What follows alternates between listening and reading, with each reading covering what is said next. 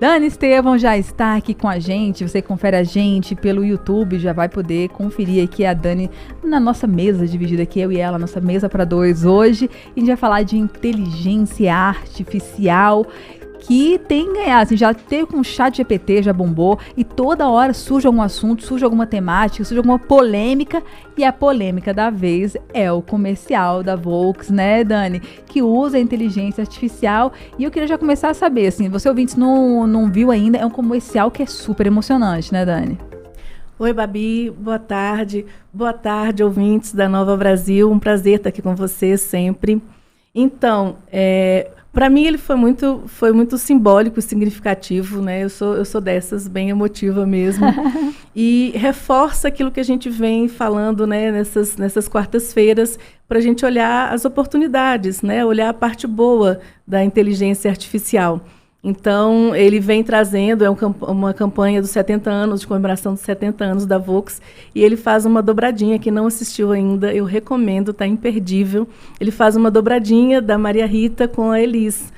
Então, assim, quando eu já vi o anúncio da chamada, ele já deixa a gente com uma expectativa.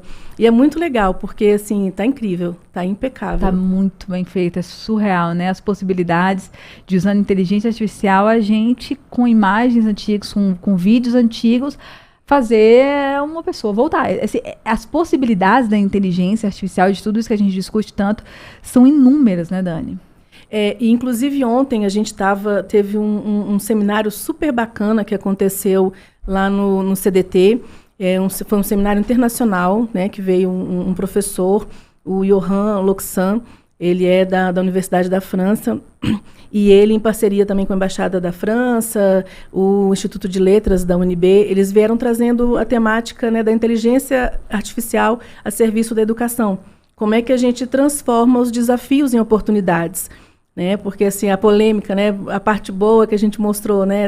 De poder recriar momentos, de criar imagens, como que você joga na inteligência artificial. Ele mostrou imagens incríveis, né? Lógico que ele fez esse presente com Brasília, mostrando imagens de Brasília nevando, né? Então, assim, extrapola a nossa inteligência. E ele começou com uma frase que eu achei muito incrível, que ele falou assim, o objetivo das pessoas inteligentes é ligar coisas, e não guardar informações. Perfeito. Porque se a gente for mostrar, e ele trouxe um termo também que eu achei novo, que é a infoobesidade.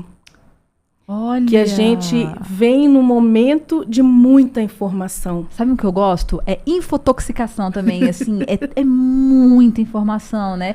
Que causa isso, uma intoxicação e então obesidade. Adorei esse termo também. Então, assim, não necessariamente, isso tem gerado, lógico, que complicações, né, e impacto na saúde, que as pessoas estão ficando cada vez mais ansiosas, e não significa que esse excesso, né, essa gordurinha de informação, significa que a gente está desenvolvendo conhecimento, que a gente está melhorando os nossos processos, que a gente está com informações mais qualificadas.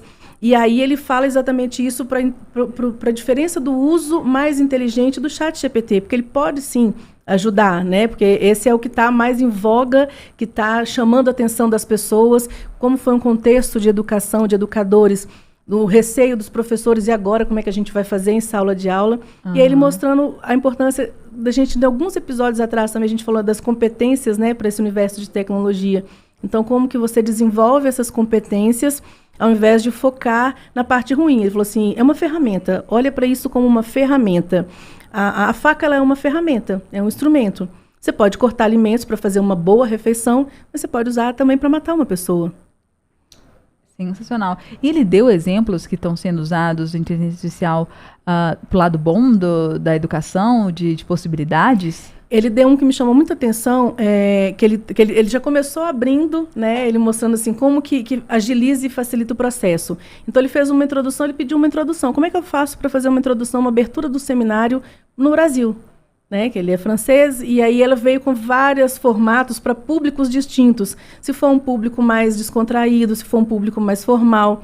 E aí, depois ele conseguiu, lógico que tem a versão open e a versão paga, né? Mas na versão paga, que tem mais recursos, lógico, ele conseguiu, inclusive, colocar uma imagem já traduzindo o texto dele. Então, ele fez uma abertura com uma pessoa, né? Uma muito, assim, similar. e mostrando como que isso poderia ser apresentado no Brasil. Então, ele mostrou uma outra pessoa fazendo a abertura já em português. E aí ele deu um caso de, por exemplo, se a gente for pesquisar os últimos 10 melhores artigos sobre inteligência artificial. Eu vou fazer uma chamada mais qualificada, eu vou ter os artigos, mas eu posso ter artigos em vários idiomas. E aí, com as aplicações que tem junto já, né, que funcionam junto com o chat GPT, você já consegue entrar num artigo super qualificado, traduzido. Se você ouvinte nunca testou, eu acho que vale a pena só para contextualizar o que a gente está falando, né? Assim, é um prompt, é você conversar mesmo. E quanto mais você pergunta de uma maneira conversada para essa ferramenta, ele te dá umas respostas mais assertivas também, né? Então, assim, você entra no ChatGPT e pergunta. E assim, a gente fala muito de tecnologia, de educação, de trabalho, mas você pode inventar, eu adoro, eu fico inventando, eu fico brincando de vez em quando. Eu coloco, me dá uma receita, eu só tenho, sei lá, pasta de amendoim, ovo e aveia em casa. Me dá uma receita com pasta de amendoim, ovo e aveia, e ele vai com base no que ele tem, e às vezes sai umas loucuras. Mas ele dá uma receita lá para você fazer uma coisa diferente. E aí tem, como a Dani falou, que essas extensões, esses plugins, que é isso. Então, assim, você pode usar para fazer uma apresentação, você pode usar para uma imagem, você pode usar para um calendário. Além de perguntar, ele consegue transformar essa informação que ele for te dar usando outras ferramentas. Assim, olha, eu quero montar essa apresentação e já coloco no calendário para mim, para o dia tal que eu vou fazer essa apresentação em Brasília, às 5 horas da manhã, me bota o alarme também, sei lá. São possibilidades dessa ferramenta trabalhando junto com outros. E a gente não consegue, às vezes, nem pensar. Assim, toda hora surge uma nova utilidade para a inteligência artificial que não está no nosso radar. Se você pensa, por exemplo, né, as pessoas, hoje em dia não é nem um benefício mais da idade, né, a questão da memória. Uhum. Então, você consegue fazer uma programação e de forma muito mais amistosa. Então, você pode colocar uma assistente virtual também para estar te acordando e te lembrando do seu remédio, né? Você já despertar com aquela musiquinha que você gosta. Então, assim, pensando no bem-estar mesmo das pessoas e pensando já no que a gente vem refletindo sobre... a gente vem falando muito, né, sobre o futuro e como é que a gente interage. Então, a gente precisa começar a olhar e entender que, assim, essa tecnologia que a gente vem falando tanto está mais popularizada, né, nos últimos tempos, ela não surgiu ontem, ela não surgiu hoje. Como é que ela surgiu? Então, ele vem trazendo um pouquinho também dessa cronologia do desenvolvimento das linguagens e o que foi surgindo. Então, a primeira vez que alguém citou o termo sobre inteligência artificial foi em 1955. Uau! Não tem muito tempo. Né? Então, assim, a resistência não é uma competência, uma característica, uma forma da gente resolver os problemas. Não é só resistindo. A gente precisa refletir nos usos, né? Mas a gente também pensar que, assim, acho que foi em 88, acho que é 1988 que foi quando... Não, 1988 não, foi em... Eu perdi a data agora, mas quando surgiram as calculadoras, tiveram várias manifestações mundo afora dos professores falando que não iam usar em sala de aula e que aquilo seria um problema sério para a educação. E hoje em dia a gente usa, já nem percebe mais o tanto que aquilo faz parte da nossa vida. Então, olhar para essa tecnologia como uma oportunidade. Né? E aí eu queria trazer uma dica de um filme. Oba, vamos lá. Que eu gosto muito, que chama O Jogo da Imitação. Nossa, ele é baseado numa história real, ele é um contexto de Segunda Guerra, ele já é inovador no processo seletivo, né, que o cara, o matemático, ele lança um processo seletivo no jornal. Já é interessante... Vamos dar spoiler. Não é spoiler porque isso é história, né? Então, assim... Não é spoiler. Mas é muito legal. Explica pra gente como é que foi. Explica pra gente um pouquinho, até pra aguçar no nosso... Porque vamos dar um de Thiago Romariz hoje aqui, indicando o filme, que é o nosso colunista de cinema. Já era um pouquinho dessa questão, né, de inteligências, né, artificiais, assim. Então, para quebrar, ele lança um desafio no jornal como processo seletivo. E aí ele convoca as pessoas. A gente tinha que resolver um problema, gente. Era isso, é muito legal esse filme, porque ele mostra isso. Ele podia ter escolhido alguns alunos, algumas pessoas num banco de talentos, sei lá, nas academias, nas empresas. E ele não, assim, ele entendeu que outras pessoas que não estão nesse ciclo tem um raciocínio lógico, tem uma nova forma de pensar e que não necessariamente estão na academia ou numa empresa. Assim, eles tinham dona de casa. Então, ele publicou no jornal de grande circulação, olha, a gente está aqui com esse problema aqui, com esse jogo de lógica aqui. Se você conseguir resolver esse problema, sei lá quanto tempo, ou se você conseguir resolver, liga para esse telefone aqui. E aí, assim, ele foi selecionar o pessoal que ia trabalhar com ele. Isso é uma história de verdade, tá, gente? E, inclusive, dando um pouquinho de spoiler, mas não dando, uma das pessoas foi uma mulher e que não era do universo acadêmico, não tinha lá infinitos papers, publicações, mas que tinha o quê? Uma mente e um olhar diferenciado. Né? E eu queria deixar outra dica, que também é o dilema das redes. Nossa, que traz um pouquinho desse olhar sobre tudo isso que vem acontecendo, desse excesso de informação, de como que a gente interage. Porque eu acho que tem outras formas também da gente começar a refletir sobre essa temática. Ai, quanta dica legal, quanta dica legal. E vale a pena a gente, você ouvinte, assim, às vezes acha, mas isso não é comigo. Você não tem ideia de como é, né? Me dói um pouco, Dani, a gente vai ser o nosso assunto da próxima coluna, que é os parlamentares, as pessoas que tomam decisões pra gente, querendo ou não, começarem a se inteirar desse assunto.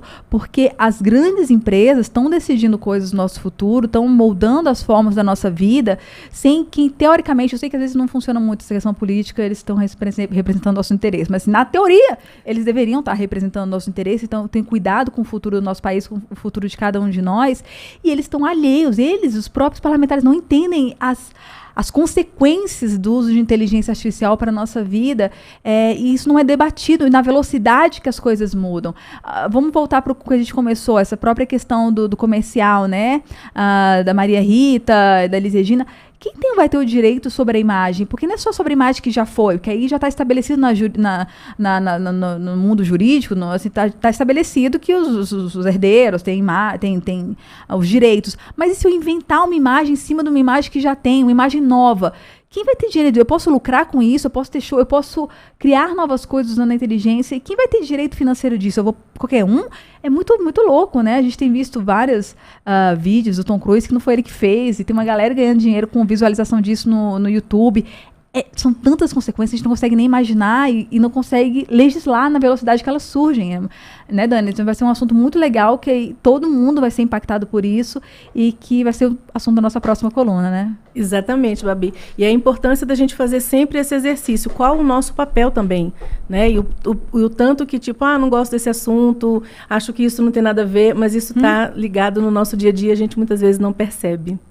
Perfeito. Muito obrigada, Dani, por mais essa coluna, por trazer mais informações. E quem quiser se inteirar mais sobre tudo que acontece, qual é o seu perfil, o seu LinkedIn? Então, o meu LinkedIn é Dani Estevam. Nas redes sociais, no Instagram, é Dani STVM, né? Saudade Tereza Vaca Mamãe.